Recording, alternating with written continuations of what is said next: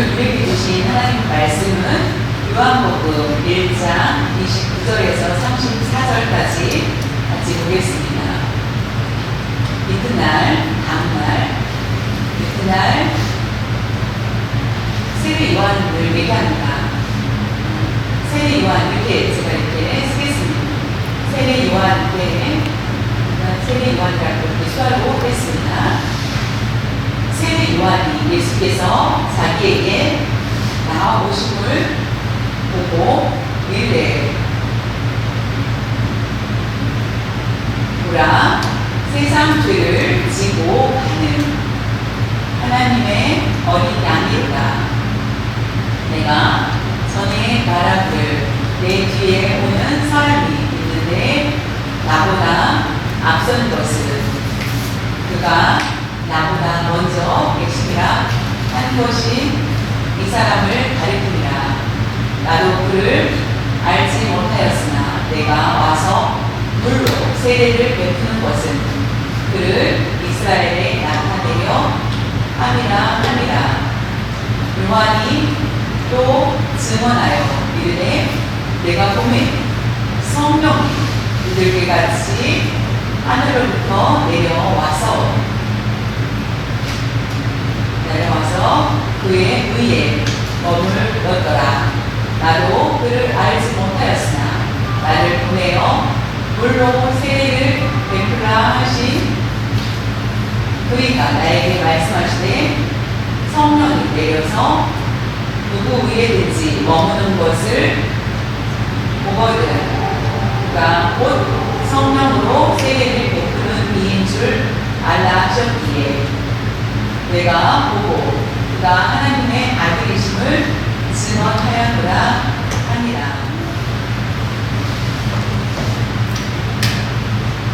예수님을 믿습니다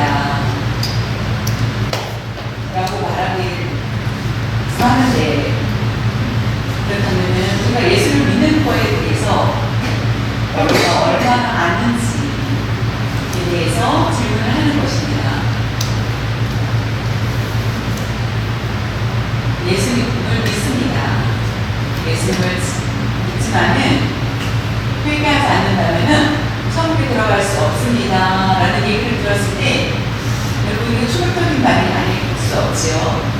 예수님을 믿지만은 회개하지 않으면은 천국에 들어갈 수 없습니다 라는 얘기를 합니다.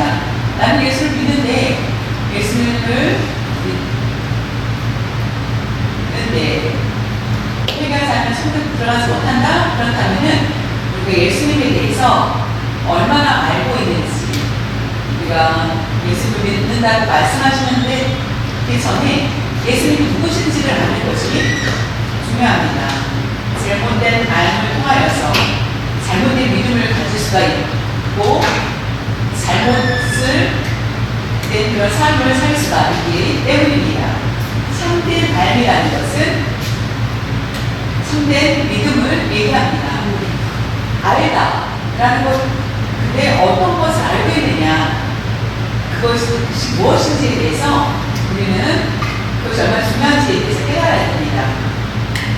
예수를 믿어야 됩니다 라는 것 틀리지 않습니다. 맞습니다. 근데 예수님이 누구신지 알 필요가 있다는 것입니다. 우리가 나는 예수님 알아요. 예수님이 누구냐면은 하나님의 아들입니다. 독생자이시며 우리의 죄를 대신 짊어지시고 죄를 모두 감당하신 우리의 구세주입니다라고 대답할 수 있을 것입니다. 근데 그것이 여러분의 상식으로 끝난다면 예수님이 나와의 관계에서 어떤 관계가 있는지, 예수님은 누구신지에 대해서 먼저 알아야 된다는 것입니다. 예수님에 대해서 바로 이해한다, 예수님 누구신지 안다 라고 하는 사람은 우리가 반대로 살지 못하고 하나님을 거역할 수 없고 다른 믿음을 생활을 할 수 있다는 것입니다. 근데 예수님 누구신지 알지 못하고 나는 믿음으로 충분해 라고 생각한다면 우리는 죄에 자주 물들 수밖에 없는 그런 행동들을 계속 해나갈 수밖에 없습니다. 근데 나는 어쩔 수 없어. 방법이 없어. 라고 생각하지 마시고, 우리가 예수님이 누구신지에 대해서 더 구체적으로 알 수 있는 시간이 될 수 있기를 바랍니다. 예수님은 우리의 죄를 대신 짊어지시고 십자가에 못 박혀 돌아가신 분이십니다. 맞다. 우리의 죄에 대해서, 그런데 그 죄가 바로 다른 사람이 아니라 나의 죄를 위해서 나의 죄를 짊어지고 십자가에 달리셨다는 걸 생각한다면은 나는 죄인이다. 나 때문에 예수님이 십자가에 달리셨다. 그리고 나는 여전히 죄를 범하는 존재다. 나는 죄에 계속 빠질 수밖에 없기 때문에, 그렇다면은 나는 예수님이 나의 죄를 짊어지고 십자가에 돌아가셨다라면은, 그것을 안다면은 예수님 앞에 나의 죄를 고백할 수밖에 없는 사람이 될 것입니다. 처음 예수님을 믿는 사람들한테는 예수님의 십자가에 대해서 설명을 해야 될 것입니다. 그런데 우리는 대부분 20년, 30년 이상 신앙생활을 해야 우리가 더 이상 그 십자가에 대해서 얘기하지 않아도 너무나 잘 알지 않습니까? 그런데 세례 요한은 증언에 대해서 두 번째로 말씀을 드리는데, 예수님은 누구신지에 대해서 세례 요한이 예수님은 누구신지 가장 먼저 세례 요한은 예수님에 대해서 우리에게 증언하고 있는데요. 제자들에게 내가 누군지라고 설명하지 않고 가장 먼저 세례 요한이 예수님이 누군지를 말씀하십니다.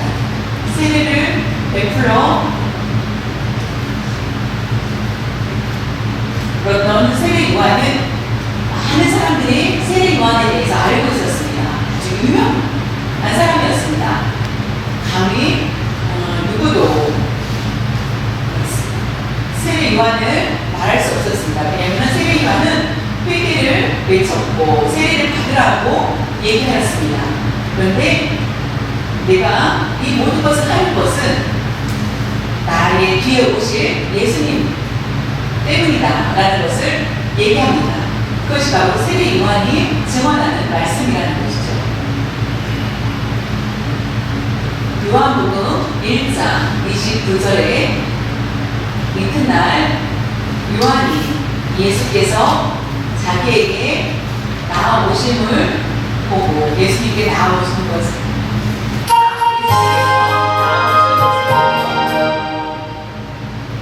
이르되 보라, 세상 죄를 지고 가는 하나님의 어린 양이다.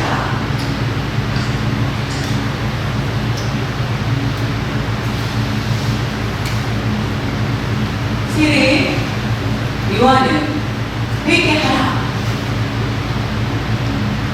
그리고 세례를 받으라고 하였을 때 마침 예수님이 오고 계시는 것을 보고, 내가 그동안에 얘기했던 것, 지난번에 증언 일에 대해서 말씀드렸죠? 그렇게 말씀한 것처럼 예수님이 계시지 않았을 때 내가 예수님에 대해서 그 뒤에 오실 분은 너무도 위대하시다 라는 것을 말씀하지 않았느냐. 그런데 오늘 직접 예수님이 지금 이 자리에 오시고 계시다. 그분은 세상 죄를 지고 하나님의 어린 양이로다 라고 소개를 하는 것을 볼 수 있습니다. 오라, 이분이 누구신지, 세상 죄를 모두 담당하신 어린 양이시다 라는 것을 얘기합니다.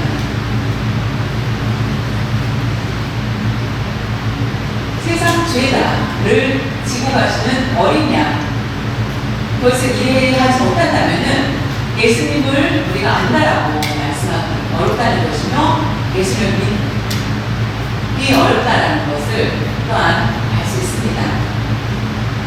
세상 죄를 진다, 그것은 바로 나를 얘기합니다. 세상에서 죄를 범하는 나의 모습, 나 자신을 봤을 때 우리는 세상 가운데서 죄를 범할 수밖에 없는 사람들입니다. 근데 그 세상 죄를 지고 그것을 감당해 주신 예수님, 그 모든 죄를 예수님께 맡겼다.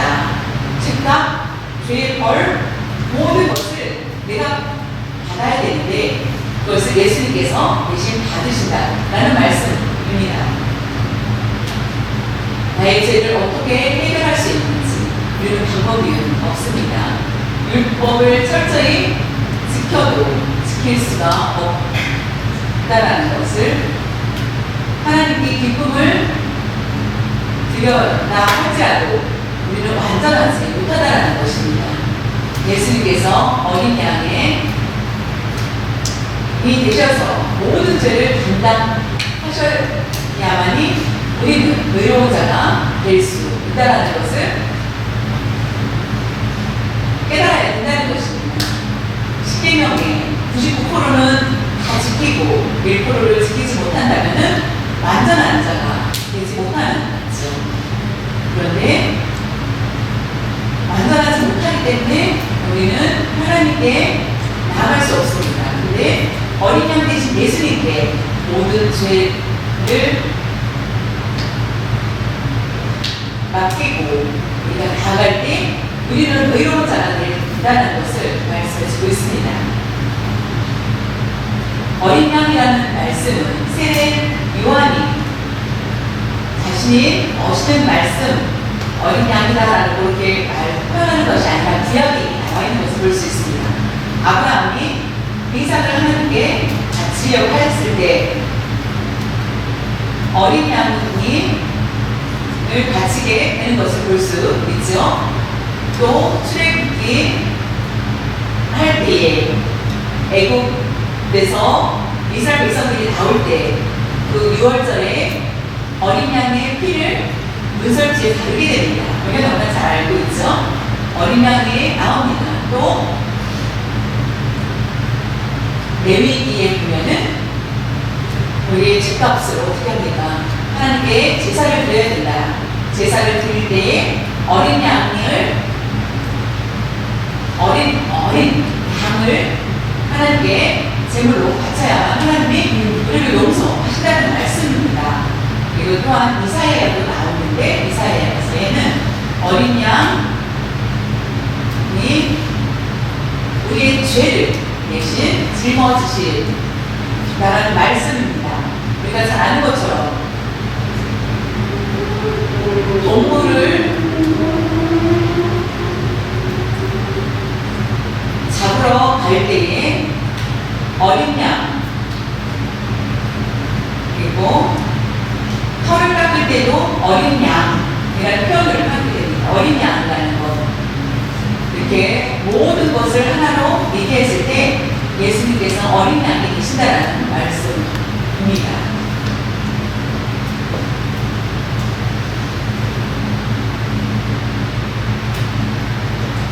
근데 레위기에 보면은 죄를 범하는 것, 그리고 죄를 범하여서 그것을 해결하기 위해서 어린 양을 제물로 드립니다.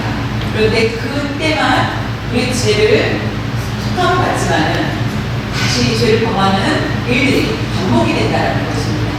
그런데 어린 양 예수님을 통해서 한 번에 모든 죄를 사함받을 수 있다는 말씀입니다. 예수 그리스도를 통하여서 결국 예수 그리스도께서 십자가에 달리심으로 말미암아 아브라함의 아들 이삭을 바칠 때 출애굽 하기 위해서 6월절을 지킬 때 이사야에서 예언한 말씀 모든 것이 바로 예수 그리스도를 말씀하시는 것이라는 것입니다. 모두 예수 그리스도께서 묵묵히 우리의 모든 죄를, 세상 죄를 감당하시고 나아가신다는 말씀입니다. 왜 이와 같이 죽음을 당해야 했는지, 그것은 바로 세상 죄 때문이라는 것을 우리에게 말씀해 주고 있습니다.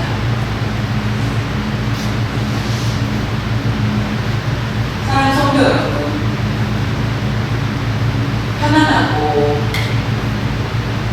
우리가 편안한 그런 신앙생활을 하고 있습니까? 그렇지 않죠. 우리가 예수님이 누구신지를 알려면 우리가 충분히 잘 알 수 있을 것입니다. 안다. 예수님이 누구신지 나는 알고 있어. 나 때문에 예수님께서 십자가에 달리셨어. 나의 죄 때문에 달리셨다라고 우리는 그렇게 말을 하고 그렇지 않습니까? 그런 자신을 한번 살펴보시길 바랍니다. 우리가 예수님을 믿습니다. 우리의 삶에 많은 도움을 주고 계십니다. 그 때문에 나는 잘 살고 있으니까 그래서 우리가 아무 고난이 없고 하지 않다라는 것입니다. 세상에서는 우리에게는 많은 고난과 역경이 있습니다. 근데 예수님께서는 세상의 모든 죄를 대신해서 세상 죄를 짊어지셨다는 것입니다. 세상에는 가난한 자도 있고 부자도 있고 그러나 그들 가운데서 그 길을 인도하신 분이 하나님이시라는 것입니다. 중요한 것은 그의 죽음의 문제를 해결해 주신 분이 바로 그 집값을 치러주실 분, 그분이 바로 예수님이시라는 것이며 우리의 문제의 모든 것을 해결받았을 때 우리는 충분히 우리의 피난처가 되어주시고 우리는 영원한 안식처에 나갈 수 있게 된다는 것입니다. 세일의 요한은 말합니다. 세상 죄를 지고 가는 하나님의 어린 양이 이분이시다. 보라! 라고 하였을 때 사람들은 그 말에 이해를 갖지 못하였습니다. 왜냐하면 자신의 죄를 깨닫지 못하였던 사람들은 그분이 누구신지를 알지 못하였습니다. 그러나 세례 요한은 그분이 누구신지 알았기 때문에 그분을 기쁘게 맞이할 수 있었던 것을 볼 수 있습니다. 우리도 우리 자신이 예수님을 누구신지 알 때에는 예수님 앞에 나갈 수 있지만 예수님이 누군지 알지 못한다면 우리는 예수님을 찾지도 나갈 수도 없다라는 것입니다.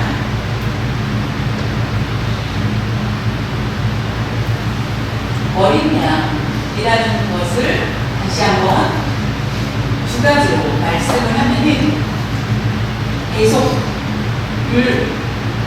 계속하시다. 어린 양은 바로 귀엽고 예쁜 어린 양, 사랑스러운 어린 양의 모습이 아니라 기억 그대로의 말씀. 1년된 어린 양을 하나님께 바친 것처럼 어린 양 예수께서 희생 제물이 되신 것을 볼 수 있습니다. 그것이 바로 계속 제물이 되셨다는 의미입니다. 어린 양은 계속 그 제물이 되신다 라는 말씀.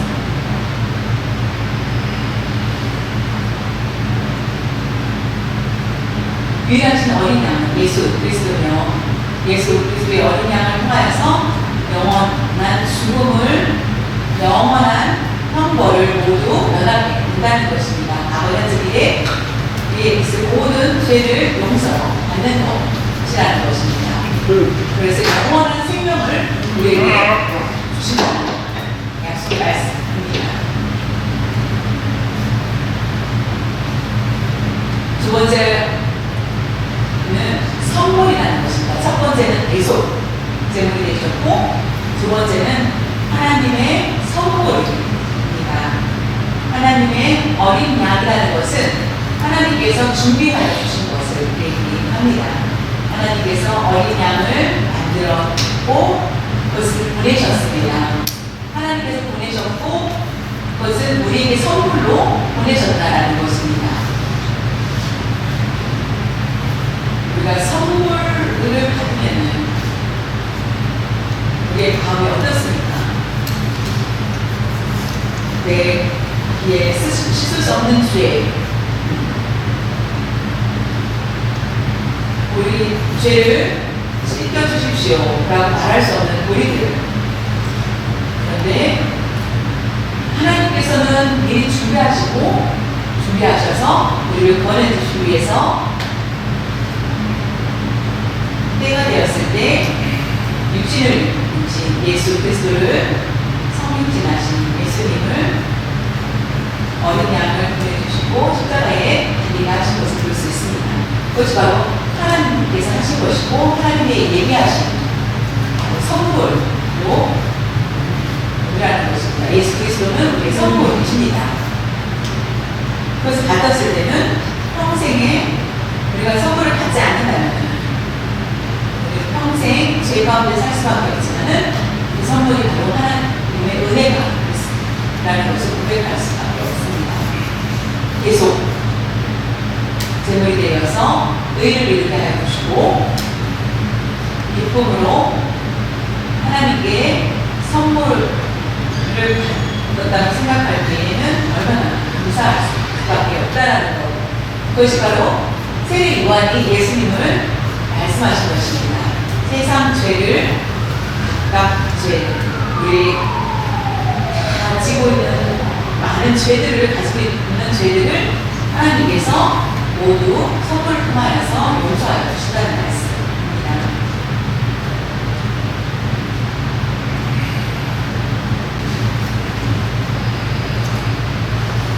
세례 요한이 내가 전에 말하기를 내 뒤에 오는 사람이 있는데 나보다 앞선 것은 그가 나보다 먼저 계심이라 하는 것이 이 사람을 가리킵니다.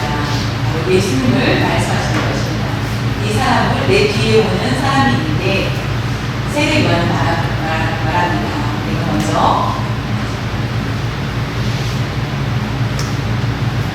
일단 그래서 말씀을 전하고 하였지만은 내 뒤에 오는 분이 있다.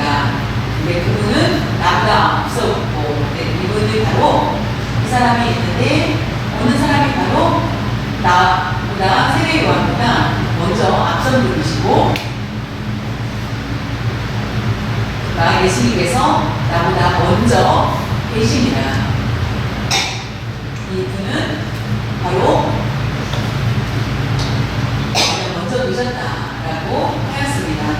육체적으로 봤을 때 세례 요한과 예수님은 육체적으로 세례 요한이 먼저 태어났습니다. 그런데도 불구하고 세례 요한은 예수님이 먼저 태어났고 먼저 계셨고 먼저 계셨다라고 얘기합니다. 그것은 바로 창조를 세상을 창조하신 분. 그때 이미 예수님이 계셨고 계시고 나는 그의 뒤에 있던 분이다. 믿던 사람이다.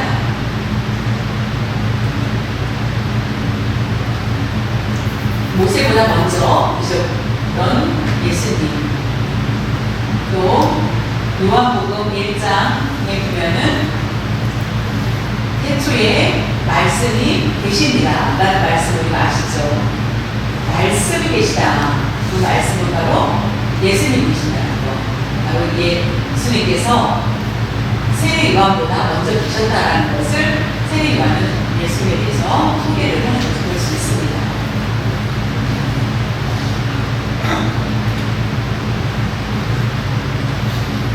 예수님보다 먼저 예수님께서 보다 먼저 세례 요한이 다가간 것은 예수님이 오실 길을 준비하기 위해서, 예비하기 위해서 다가간 것입니다.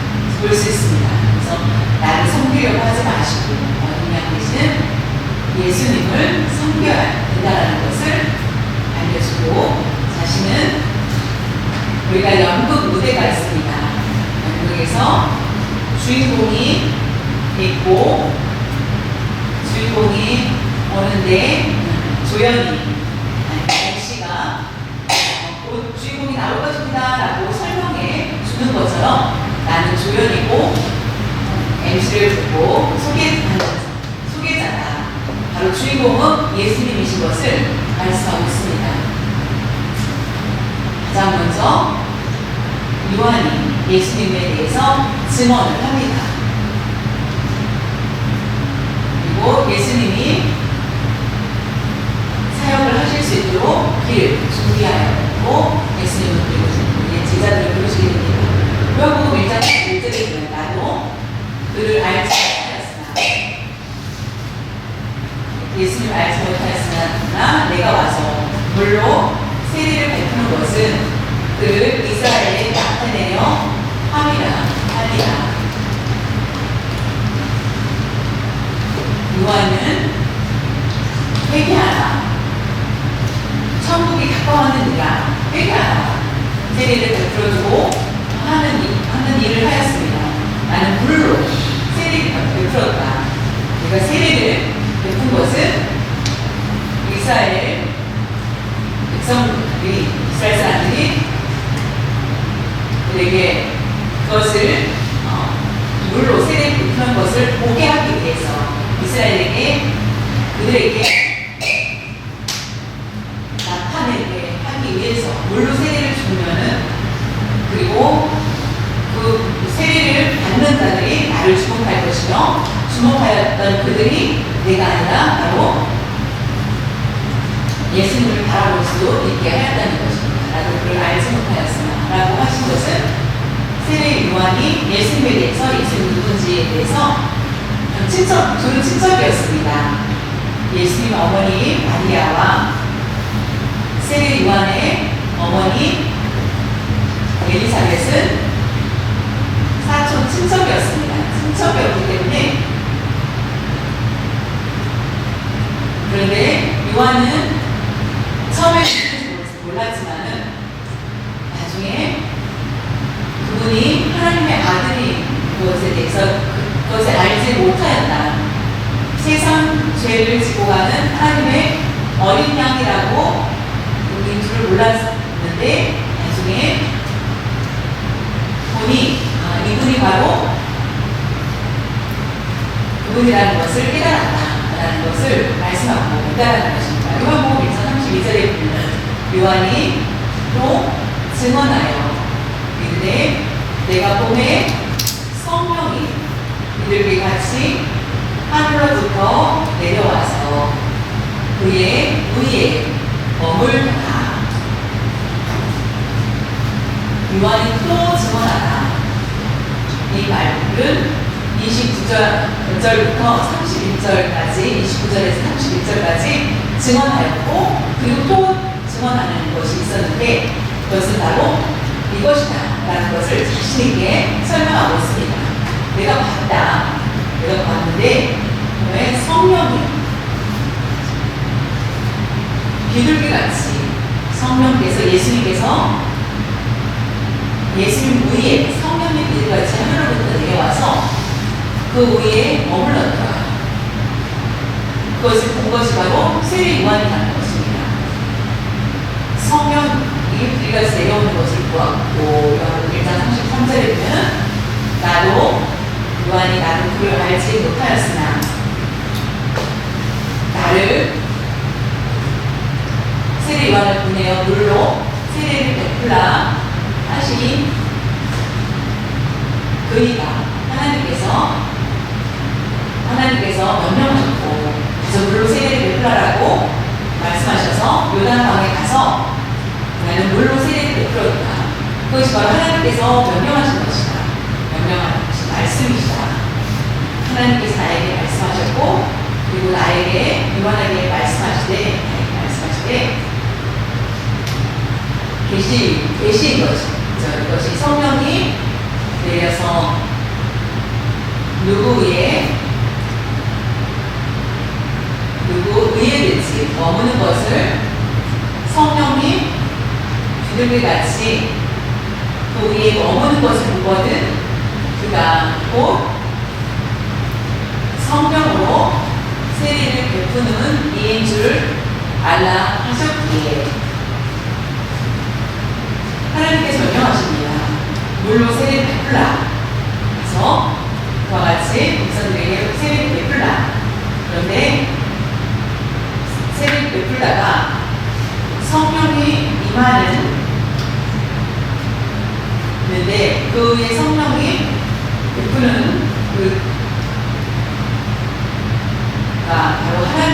보내심이라는 것을 알라. 근데 나중에 보니까 자신 동생이에요. 그것을 삼촌 동생이라는 것을 알게 됩니다. 삼촌 동생이 그 전까지는 하나님이 보내신 분이라는 것을 알지 못하였지만은 이렇게 성령이 임하자 알게 되었다는 말씀입니다. 하나님 말씀하지 않으셨다면은 그냥 비둘기가 와서 그냥 안고 갔다라고 생각해야 되는데 그것은 바로 성령이 내려서 하나님 보내신 분이라는 것을 요한이 알게 되었다는 말씀입니다.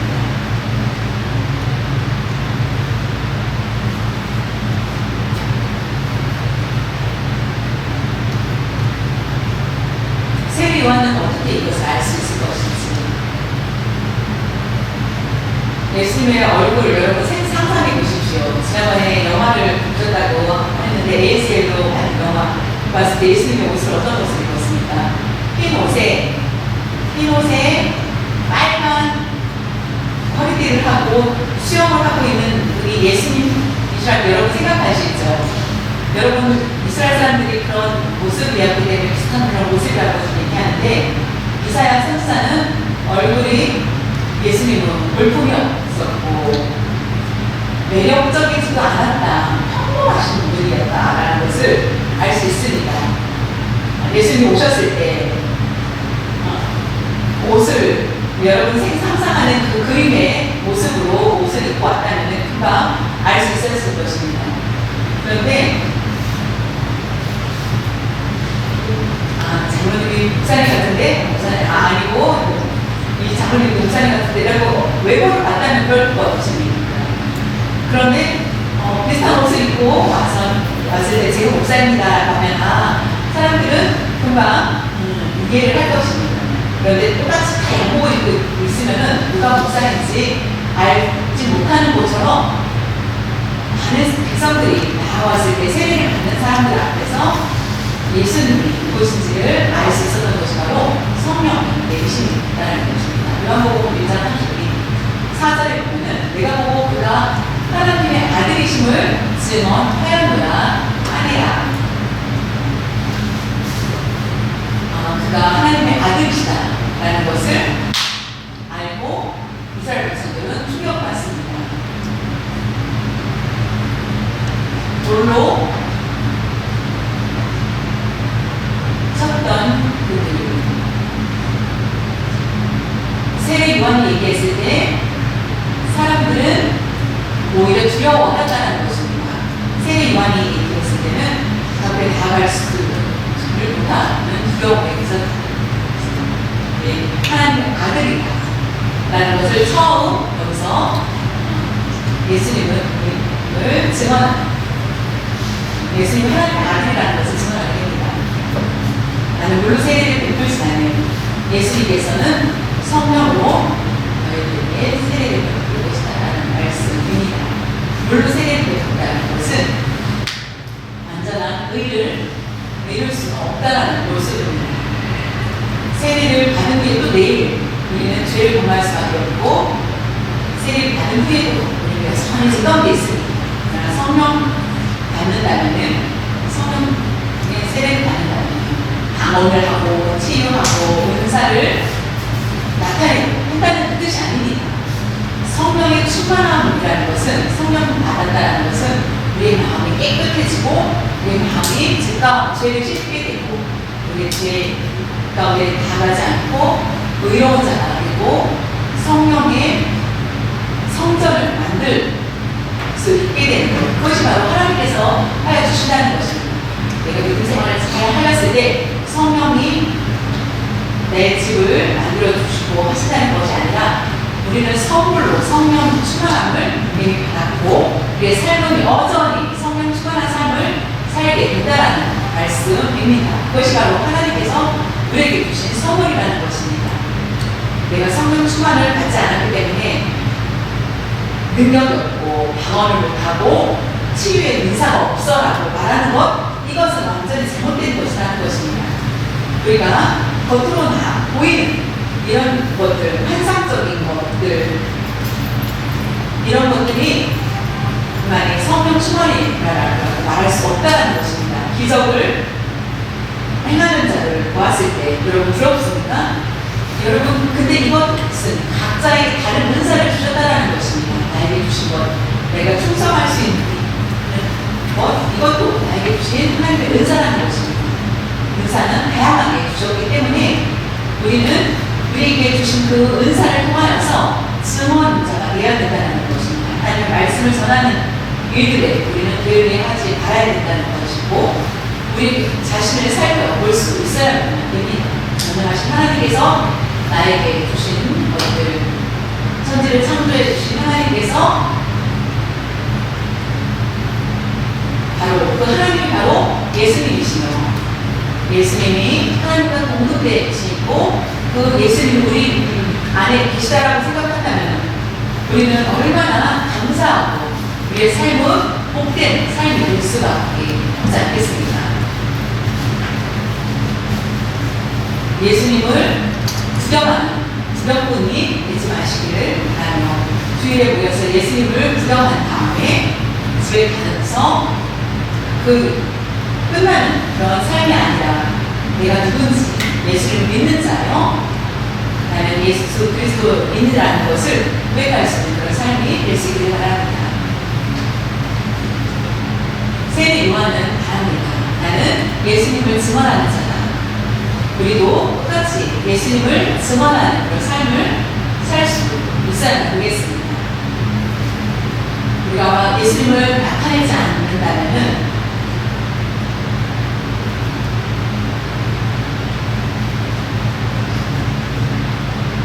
아내가 맛있는 음식을 만들었습니다. 요리를 열심히 하고 왔습니다. 그래서 맛있는 것을 먹고, 우리 아내가 이렇게 맛있는 것을 만들어줬어 라고 하면서 아내를 사랑하는 마음을 가지고 다른 곳마다 자랑을 합니다. 여러분 그렇게 하지 않았습니까? 남편이 월급을 잘 받아왔습니다. 남편이 일을 잘해서 월급을 잘 받아와서 나는 안정적입니다 라고 얘기하면서 자랑할 수 있겠죠. 우리는 그와 같이 가만히 있지 않고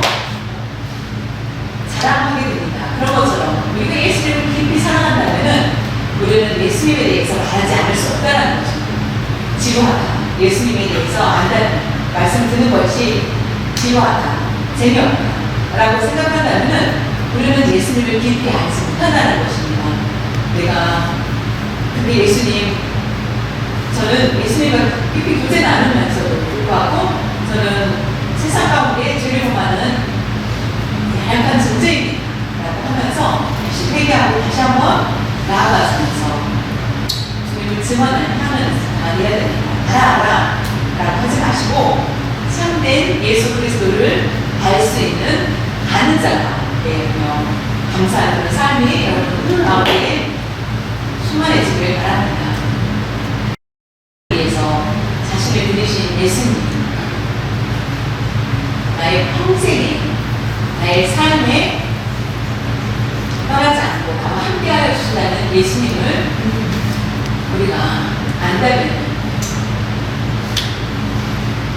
나를 위해 희생하여 주시고 나와 동행하여 주시는 예수님에 대해서 안다면 예수님을 증언하는 그런 삶을 살 수 있는 여러분들 되기를 간절히 바랍니다.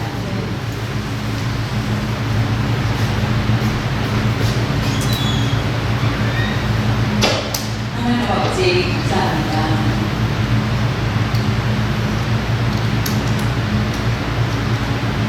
우리의 죄를 용서하기 위해서 우리의 죄를 감당해 주시는 예수 그리스도의 어린 양 되심을, 그 은혜가 너무나 큼을 감사드리며 우리가 사탄의 노예에 있며 어둠 속에 살 수밖에 없는 우리였지만 우리 영원한 생명으로 우리를 옮겨주시고 거룩한 하나님의 백성으로 삼아주시는 을 감사드립니다. 우리는 부족하고 연약한 존재들입니다. 예수님에 대해서 깨닫지도 못하고 그냥 안다라고만 말하겠습니다. 우리가 안다라고 하였던 우리의 모습을 용서하여 주시옵소서. 세례 요한이 예수님을 증언하는 것처럼 우리도 예수님을 깊이 알고 의지하며 그리고 우리가 증언하는 증언자가 될 수 있도록 하여 주시옵소서. 하나님 아직도 예수님을 믿지만은 예수님에 대해서 알지 못하는 우리의 모습이 있다면 성령님께서 임하여 주시옵시고 우리 마음을 깨우쳐 주시고 예수님 누구신지를 알 수 있는 놀라운 역사를 도와주시옵소서. 다른 그런 믿음을 통하여서 예수님을 소개하는 일들을 잘 감당할 수 있는 저희들 될 수 있도록 도와주시옵소서. 감사드리며 주 예수님의 이름으로 싸움합니다.